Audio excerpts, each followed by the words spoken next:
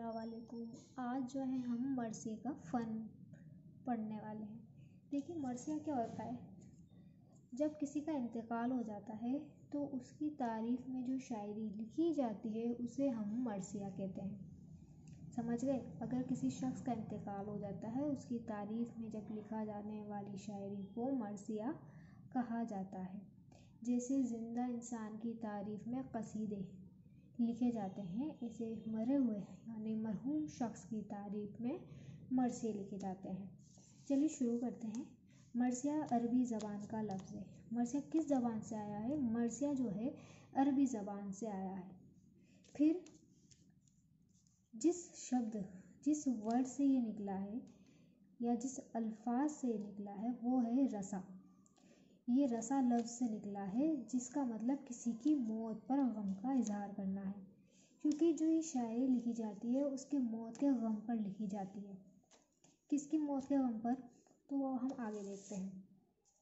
क्योंकि जो मरसिया है वो दो तरह से लिखा जाता है, एक है करबलाई मरसिया तो दूसरा है शख्सी मरसिया। अब दोनों में क्या डिफरेंस है? करबलाई मरसिया जो है पुराना है, शख्सी मरसिया उसके बाद लिखे गए। अब ये पुराना, ये जब हसन हुसैन की जो करबला में जो लड़ाई का मंज़र है उसके ऊपर जितने भी मरसिया लिखे जाएंगे वो करबलाई मरसिया कहलाएंगे।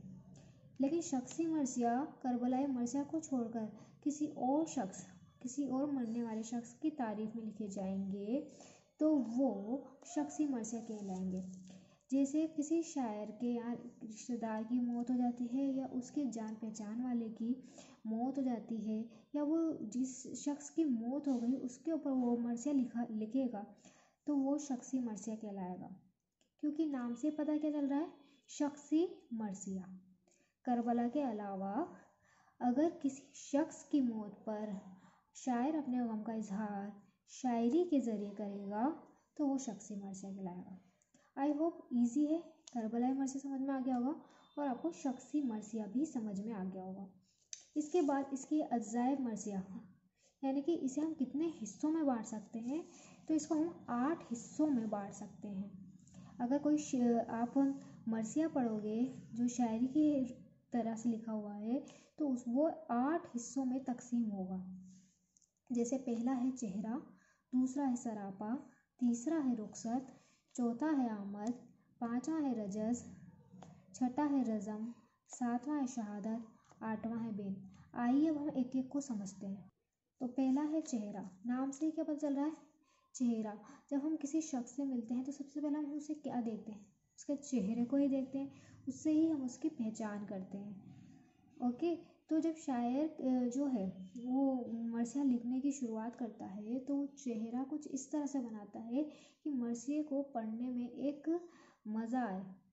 ये मरसिए के शुरुआत का पहला शेर तमहीद होता है। इसका बाकी मरसिए से लेना देना नहीं है, क्योंकि शुरुआत में शायरी से, हम से, नाते रसूल से, सना से, इससे वो शायर जो है शुरुआत करेगा।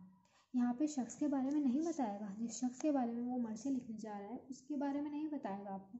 यहाँ पर वो खूबसूरत मरसिया को खूबसूरत बनाने के लिए किसी नात या हमज़ से शुरुआत कर सकता है। तमहीदी तौर पर लिखी जाता है। तमहीद कैसे? एग्जाम्पल, जैसे किसी की खूबसूरती की तारीफ़ हम चाँद से करते हैं तो ये क्या हो, उसको तमहीद दी गई। इस तरह से ये पहला भी जो फर्स्ट जो होता है शेर वो तमहीदी तौर पे लिखा जाता है। फिर आता है सरापा। और सरापा क्या होता है? सर से लेके पैर तक। तो ये मेन हिस्सा है जहाँ से हमारा क्या शुरू होता है, मरसिया शुरू होता है। इसके अंदर क्या होगा, जो हीरो होगा, हीरो कौन, जिस शख्स के ऊपर हम मरसिया लिख रहे हैं उसके बारे में बताएगा, उसकी आदतों के बारे में बताएगा, उसके कद व कामत के बारे में बताएगा। क्योंकि वो मेन हीरो है तो उसके बारे में, वो किस तरह का दिखता है, वो किस तरह से चलता है, उसमें कितनी ताकत है, उसकी खूबसूरती, ये सब इसमें बयान की जाएगी। सर से लेके पैर तक के बारे में बताया जाएगा। फिर है रुखसत। रुखसत यानी कि जाना। अब मरसिए में जब हीरो यानी कि जिस शख्स जंग के मैदान की ओर जाएगा तो सीधी सी बात है, जब रुखसत होगी तो घर वाले उसे विदा करने के लिए आएंगे।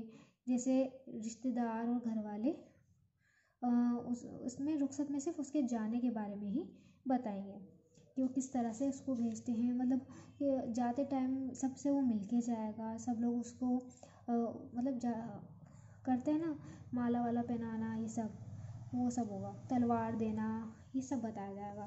फिर आमद का मतलब होता है आना। तो जब हीरो जंग के मैदान में आ जाएगा तो दुश्मनों में खौफ छा जाएगा।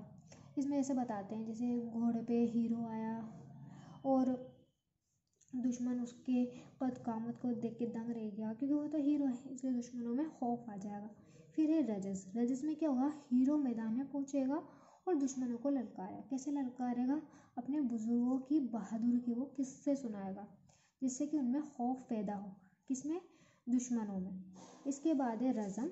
इससे जंग के मैदान का मंजर दिखा जाता है, जंग की तस्वीर सामने खींच जाती है। कैसे कि धूल उड़ रही थी, हीरो घोड़े पे आ रहा था, आपस में इस तरह से घमासान लड़ाई चल रही थी, इसने उसको मारा, उसने इसको मारा, ये सब जो है इसके अंदर बताया जाएगा। तो इस तरह से आपके सामने एक पूरी लड़ाई वाला मंजर जो है आपके आंखों के सामने आ जाएगा। फिर है शहादत। जब हीरो यानी जो बहादुर है या जिस शख्स के ऊपर हमने मर्सिया लिखा है उसकी यहाँ पे मौत हो जाएगी, तो यहाँ पे जज्बात निगारी आपको देखने को मिलेगी। जितना अच्छा शायर होगा उतनी ही अच्छी जज्बात निगारी होगी। समझ रहे हो, जज्बात निगारी मतलब कि जब वो हीरो की मौत हो तो आपकी आंखों में आंसू आ जाए, इस तरह से जज्बात पैदा कर देना। तो अगर शायर अच्छा मर्सिया निगार होगा तो जज्बात निगारी उतनी ही खतरनाक होगी, और यहाँ पर आपको वो देखने को मिलेगी कि आपकी आंखों में आंसू आ जाए। यहीं से जो है जज्बात निगारी का पता चलता है। फिर है बेन। बेन जो है आखिरी हिस्सा है जिसमें घर वाले, हीरो के घर वाले मातम मनाएंगे। तो मर्सिया का फन और मर्सिया की अज्जाएं तो यही है। इसके अलावा इसकी हिस्ट्री है जो तारीखी हिस्सा है, वो हम अगली नेक्स्ट क्लास में करेंगे। अल्लाह हाफिज़।